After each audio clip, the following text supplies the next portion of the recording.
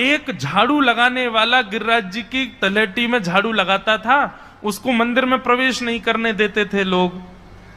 तो वो बेचारा बाहर खड़ा खड़ा ही दर्शनार्थियों से पूछता था कि ठाकुर जी दिख कैसे रहे हैं, मुझे ये बता दो।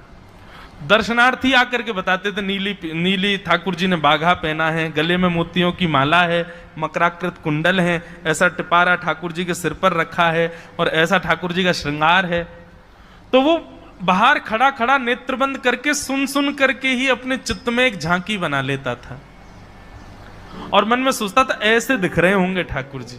पर रोज प्रार्थना करता था, नाथ मुझे लगता है इस जन्म में तो आप मुझे कभी नहीं दिखोगे, भगवान इस जन्म में तो मैं आपके योग्य नहीं हूं, पर मेरे पर बस इतनी कृपा कर दो कि अगला जन्म मुझे दीजिएगा तो कुछ नहीं तो चेंटी बना देना, तो चेंटी बन करके मैं आपके 56 भोग में ही आ जाऊंगा, भीतर आके आपका दर्शन कर लूंगा, लेकिन मुझ पर अनुग्रह कर देना।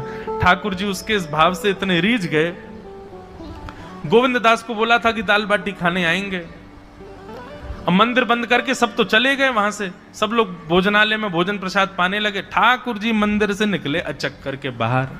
जैसे ही बाहर निकल करके आए तो गिरिराज पर्वत के नीचे ही वही झाड़ू लगाने वाला उन नेत्रों से आंसू बह रहे थे, ठाकुर जी का चिंतन कर रहा था, आज ठाकुर जी ऐसे दिख रहे हैं। उसने जैसे ही नेत्र उठा करके ऊपर देखा तो नीला बाघा पहना है, मोतियों की माला पहनी है, मकराकृत कुंडल पहना है, चांदी का मुकुट चमक रहा है मस्तिष्क पर, ठाकुर जी के केश घुंघराले लहरा रहे हैं और ठाकुर जी अपना एक पाम हाथ में पकड़ करके और एक पैर पर लंगड़ी जैसे खेलते हैं ऐसे ठाकुर जी कूद रहे हैं यहां से वहां। नीचे से झाड़ू लगाने वाले लिखे, अरे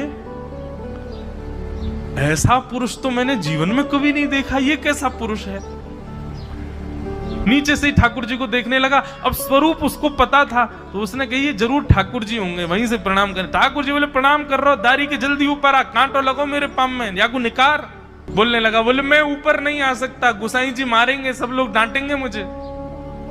अरे नहीं गुसाई जी ऐसा कुछ ना कहें, ये सब तो बाहर के लोगों ने नियम बना दिए, मैं तो सबसे मिलूं, तू आजा जल्दी ऊपर।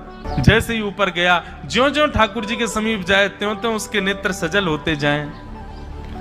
ठाकुर जी के बिल्कुल समीप पहुंच गया। भगवान बोले देख काई को रहो भैया, जल्दी कर, मेरे पाम में कांटो लगो या को निकार।